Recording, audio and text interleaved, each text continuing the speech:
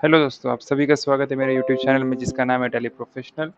सो आज हम देखने वाले हैं अकाउंटिंग वाउचर्स जो हमने देखा था कल टैली के अंदर लास्ट वीडियो में। सो आज हम देखने वाले हैं इन्वेंट्री वाउचर्स।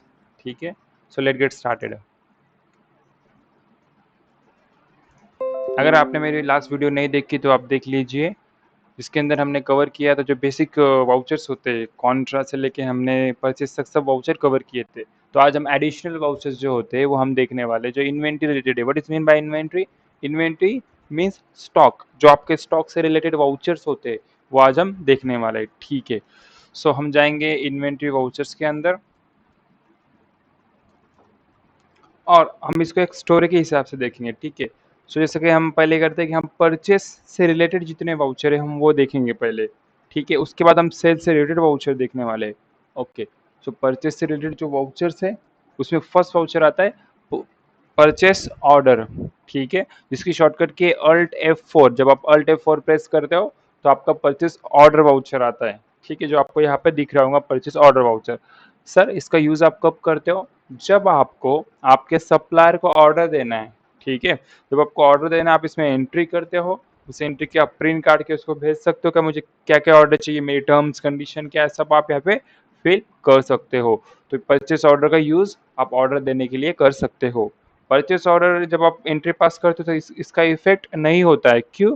ऑर्डर देने से आपके पास माल तो नहीं आ रहा है इमीडिएटली, ना आपके पास से कोई कैश आउटफ्लो हो रहा है, तो purchase order not affected on your account. ठीक है, एक लाइक रिमाइंडर होता है कि आपने ऑर्डर दिया है। Okay, so purchase order. Second, for example हमने XYZ नाम की एक कंपनी है उसको ऑर्डर दिया। ठीक है, जो मोबाइल हमारे मोबाइल स्टोर है हमने उसके लिए जो जो ऑर्डर दिया है, ऑर्डर हमने उससे आज दे दिया। आज की तारीख कितनी है?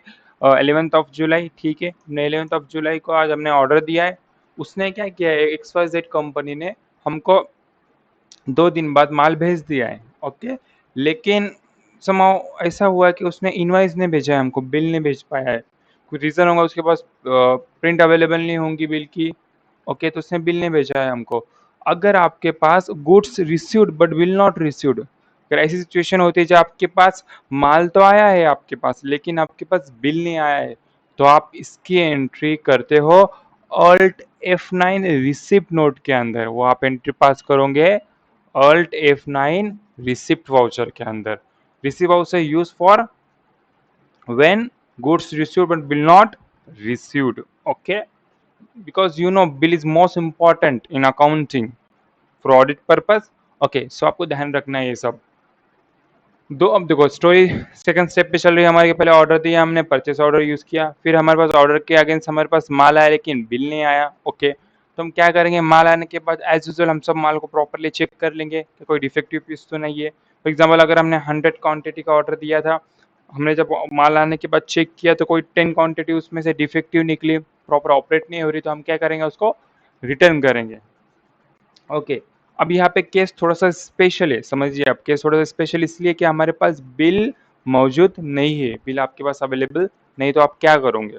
अगर बिल होता ना तो आप क्या करते पता है? आप simple simple debit note voucher use कर लेते, जो हम आगे देखने वाले डेबिट नोट आप यूज कर लेते अगर आपके पास बिल होता। तो यहाँ पर आपके पास बिल नहीं है तो आप एक स्पेशल वाउचर यूज करोगे जिसकी शॉर्टकट की है alt F6। Alt F6 use करोगे आप, इसको बोलते हैं rejection out. Rejection out. When you use rejection out before bill received, आपको अगर बिल आने से पहले कुछ माल आपने अगर रिटर्न कर दिया आपके सप्लायर को, उस केस में आप यूज करते हो रिजेक्शन आउट। तो आपने 3 वाउचर यूज किया अभी तक। Okay, purchase order, receipt note और रिजेक्शन आउट। अब क्या हुआ, जो सामने वाली पार्टी हमारा जो सप्लायर है वो डिफेक्टिव माल चेक करेगा, या तो वो रिप्लेस कर देगा, ओके, या फिर उतना डिडक्ट करके आपको बिल दे देगा। दो सिचुएशन हो सकते हैं, समझ रहे हो। उसने उतना माल रिप्लेस किया और उसके उसने बिल भी बना दिया, क्योंकि पिछला बिल उसने दिया नहीं तो वो बिल भी आपको दे दिया। अब क्या हो रहा है, बिल भी आ रहा है आपके पास, माल तो रिप्लेस होके आ रहा है लेकिन बिल आपके पास आ रहा है, मोस्ट इंपॉर्टेंट। तो इस वक्त आप यूज करोगे F9 परचेस। ओके, अब सर परचेज क्यों यूज करना है? परचेज यूज करने का रीजन ऐसा है कि परचेज यूज करोगे ना तो जो आपने रिसिप्ट नोट यूज किया था कि बिल नहीं आया है, उसका इफेक्ट परचेज कैंसिल करने वाला है आपका। समझ रहे हो कि परचेस वाउचर यूज़ करने से उसको पता चल जाएगा कि ये जो पर्टिकुलर जो बिल था, जो अभी तक अपने पास अवेलेबल नहीं था, वो अवेलेबल हो चुका है। तो इसके लिए आप परचेज़ यूज़ करोगे। ओके, आपने 4 वाउचर यूज़ किया है अभी तक, ठीक है, परचेज़ ऑर्डर है, रिसीप्ट नोट है, रिजेक्शन आउट है और परचेज़ है। अब जो माल उसने हमें वापस भेजा है रिप्लेस करके, हमने उसको भी चेक किया, ठीक है। उसमें से 2-1 पीस हमारे क्या निकला, डिफेक्टिव निकले, तो हमने फिर से वापस किया। लेकिन अब सीन कुछ अलग है। यहाँ पे सीन थोड़ा-सा अलग इसलिए क्योंकि फर्स्ट टाइम हमने जब रिटर्न किया था तो हमारे पास बिल अवेलेबल नहीं था, लेकिन अभी हमारे पास बिल अवेलेबल है। तो अब हम क्या करेंगे, हम रिजेक्शन आउट जो वाउचर है वो यूज़ नहीं कर सकते, तो हम यूज़ करेंगे कंट्रोल F9 डेबिट नोट। ठीक है, जैसे कि मैं आपको पिछले बताया था कि डेबिट नोट आप कब यूज़ करते हो, जब आपने माल रिटर्न किया है और आपके पास बिल भी मौजूद है। You have bill, that time you use debit note. ठीक है, ये आपको ध्यान रखना है। तो मैक्सिमम से मैक्सिमम क्या होता है, ऐसी सिचुएशन तो आप नॉर्मल नहीं देखते हो, कभी-कभार ये सिचुएशन आपको फेस करनी होती है, जहाँ पे आपके पास बिल नहीं आ रहा होता है। उस वक़्त आप ये जो हमने 5 वाउचर देखे आप यूज़ करते हो। अदरवाइज़ क्या होता है, नॉर्मली आप 3 वाउचर से काम चला सकते हो।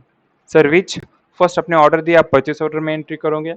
आपको अगर माल और बिल अगर आपको साथ में ही आ जा रहा है, तो आप डायरेक्ट परचेज़ में एंट्री करोगे। क्योंकि बीच में का जो रिजेक्शन आउट हो या फिर रिसिप्ट नोट, उनका तो काम ही नहीं है अभी क्योंकि बिल आ गया है। और उसके बाद अगर आप रिटर्न करोगे तो आप डेबिट नोट यूज़ करोगे। नॉर्मली आप 3 वाउचर यूज़ करते हो and in a special case तो आप 5 वाउचर यूज़ करते हो, जो हमने देखा रिजेक्शन आउट और रिसिप्ट नोट में। I hope you understand the purchase related inventory voucher.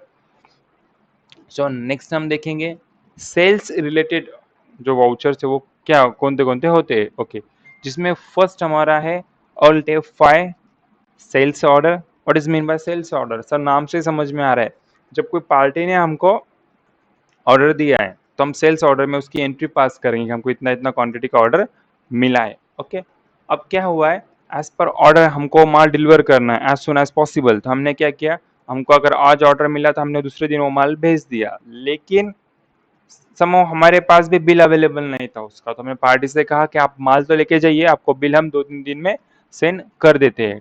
Okay, तो अब हम भी इसको डायरेक्टली सेल्स में एंट्री नहीं कर सकते, क्योंकि अगर हमने सेल्स में एंट्री की तो इसका मतलब ये होता है कि आपने बिल भी उसको इश्यू कर दिया है। सो आप क्या करोगे, इसके लिए आप एक स्पेशल वाउचर यूज करोगे जिसका है Alt F8। Alt F आप प्रेस करोगे तो यहाँ पे एक वाउचर आता है, इट्स कॉल्ड डिलीवरी नोट।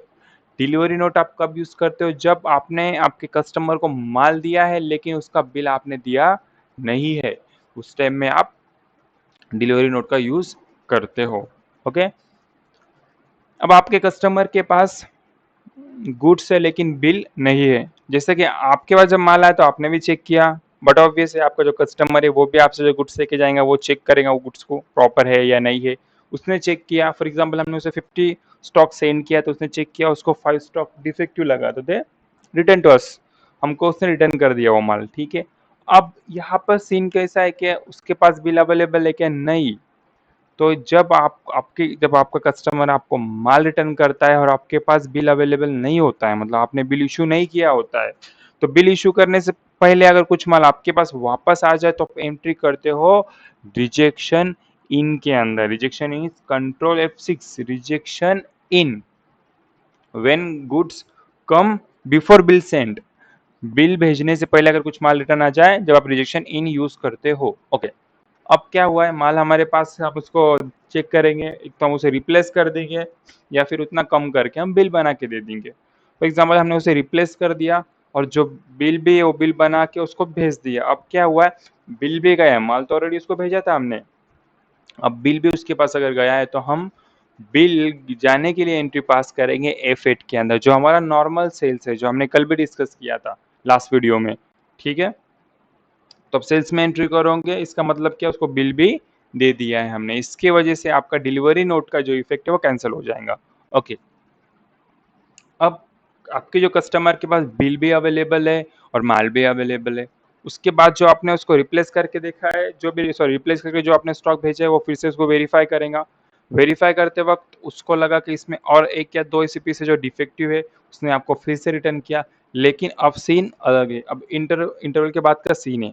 अब सीन यहाँ पर ऐसा है कि आपने उसको बिल दे दिया है, अब बिल भी उसके पास है, तो आप इसकी एंट्री रिजेक्शन इनमें नहीं कर सकते हो। तो एंट्री होने वाली है, I know you got it, which voucher is control F8 credit note. आप क्रेडिट नोट में एंट्री कब करते हो?